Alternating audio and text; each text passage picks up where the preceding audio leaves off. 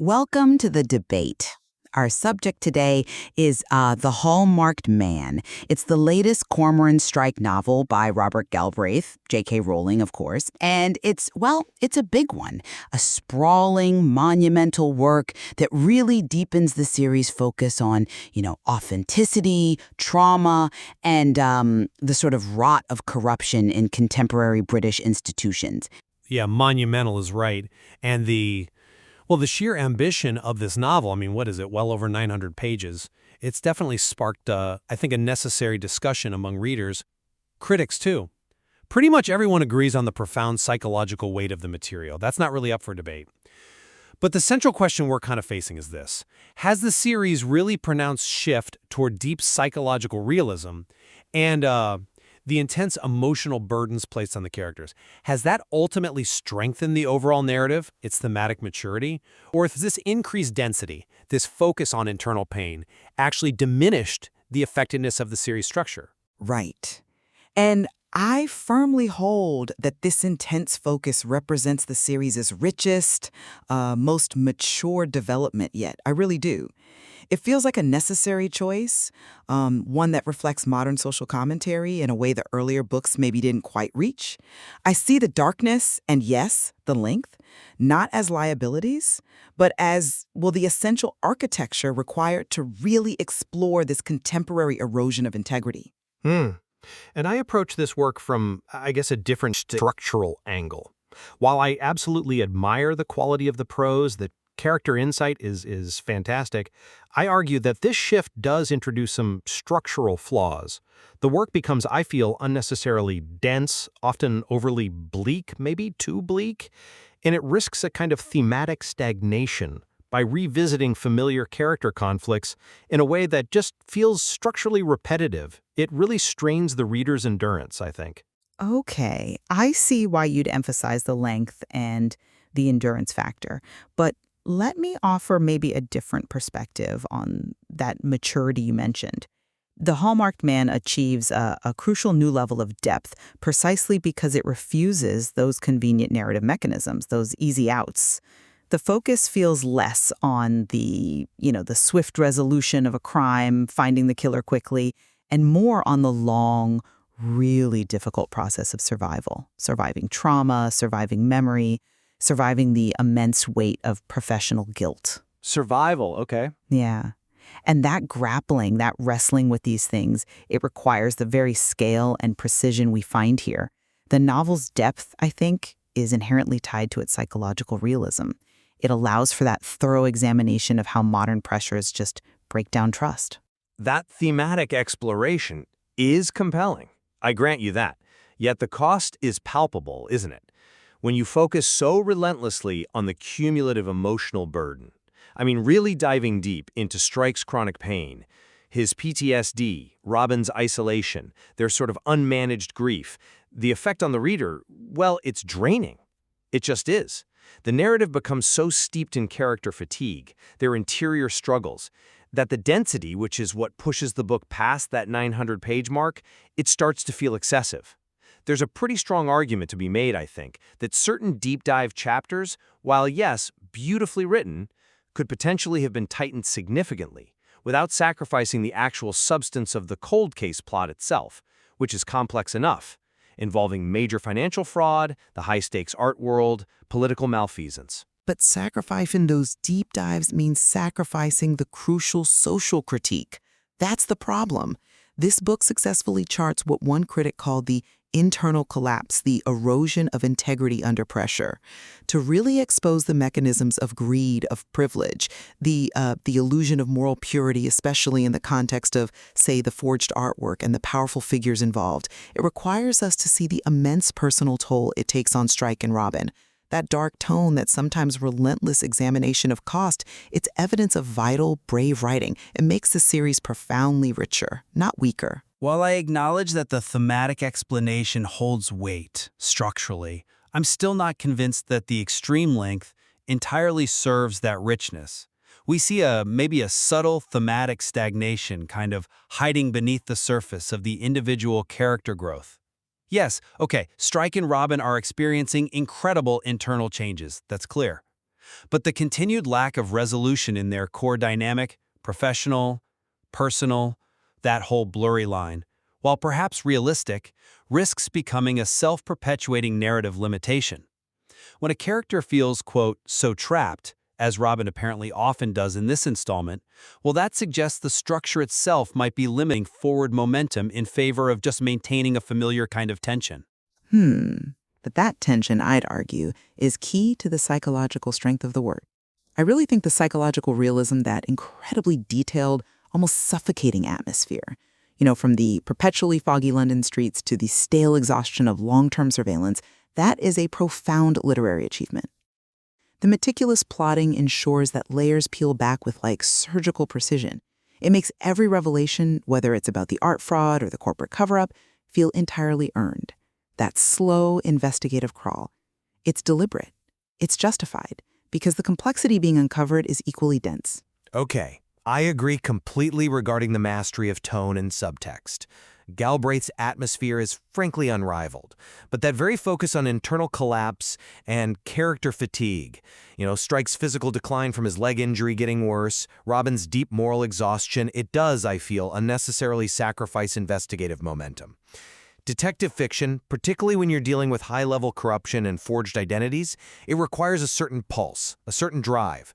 The Hallmarked Man focuses so much on the damage, on the endurance, that the procedural pace often just lags. And this isn't just a stylistic choice, I don't think. Structurally, it diminishes the urgency of the actual threat the pair's investigating. But maybe the entire point of the book is that the urgency is internal. It revolves around the cost of living honestly, or trying to, in a world defined by its opposite.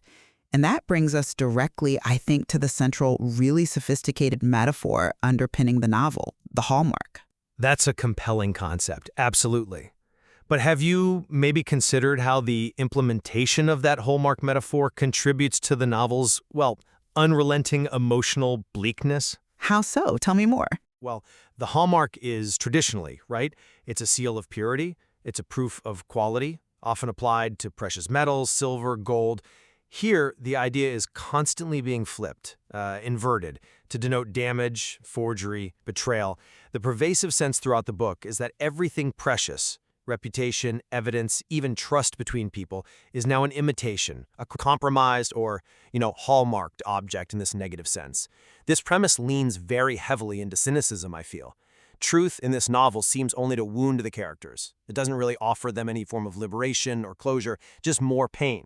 And this relentless negativity, it risks alienating readers who are looking for insight, but just find themselves emotionally drained by what feels like a pretty fatalistic view of the modern world. Okay, I would push back firmly on the idea that this is merely fatalism or, gratuitous bleakness for its own sake. The relentless focus on cost is exactly what elevates the book beyond simple crime fiction, in my view. It's what makes it, as you said, almost truth fiction. It explores the almost Sisyphean task of maintaining integrity when you're faced with pervasive dishonesty, whether that's in the high-end art market or political structures or anywhere else. This sharp social critique requires the characters to be wounded. It isn't simply a mirror to contemporary issues of credibility and trust. It's a necessary, sometimes painful probe into them. It rewards the reader who's willing to sit with that ambiguity, with that pain. It rewards, yes, perhaps, but at the cost of requiring significant endurance from that reader. And that leads us right back to what I see as a persistent structural weakness. The dynamic between Strike and Robin.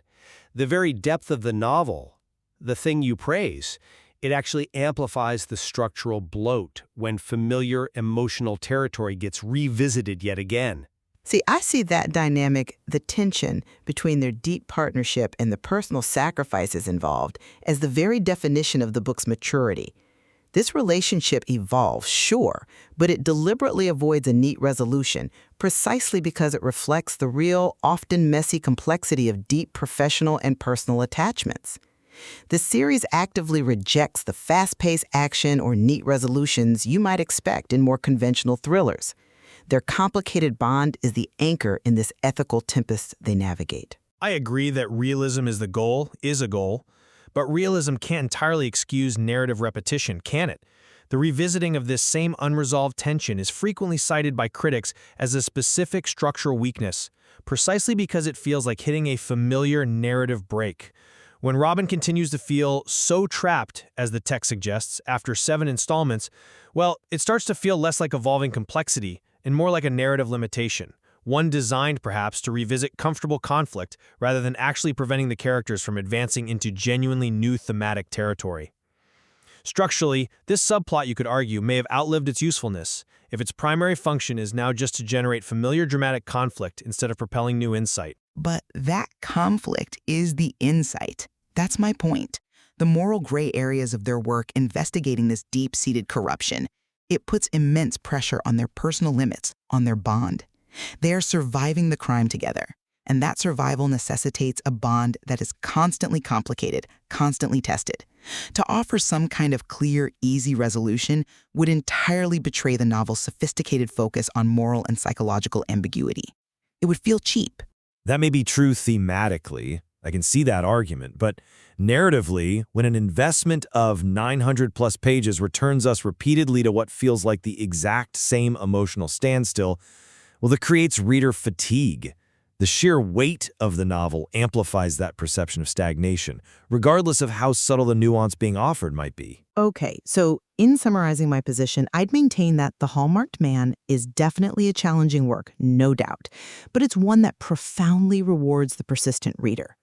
It successfully leverages its immense psychological depth, its darkness even, to deliver what I feel is Galbraith's richest, most insightful writing yet. It offers essential commentary on integrity and trust in the modern world. It's a powerful, difficult story that really demands attention. And while I share the admiration for the prose and the sharp psychological insights, absolutely, my critique remains rooted in the structural choices. The book's flaws, for me, lie in its often unnecessary length and that emotionally draining intensity, which, when combined with the structural choice to revisit familiar character dynamics without significant new development, ultimately demands perhaps more endurance from the reader than the resulting insight may fully warrant for everyone. Right. It's clear that the source material here presents a massive, demanding work, one that really challenges the conventional structure of detective fiction, favoring psychological depth instead. So we leave the listener, as always, to weigh the costs of that bleakness and density against the profound social and moral insights that it does offer into these contemporary issues of truth and deception. And that is precisely the goal of the debate, to illuminate the credible perspectives surrounding this challenging, truly massive narrative. It leaves us wondering if the increased weight, the complexity, ultimately serves to strengthen or perhaps strain the structural integrity of this latest installment. Subscribe to the Timeless Tales podcast. Your stories, your time.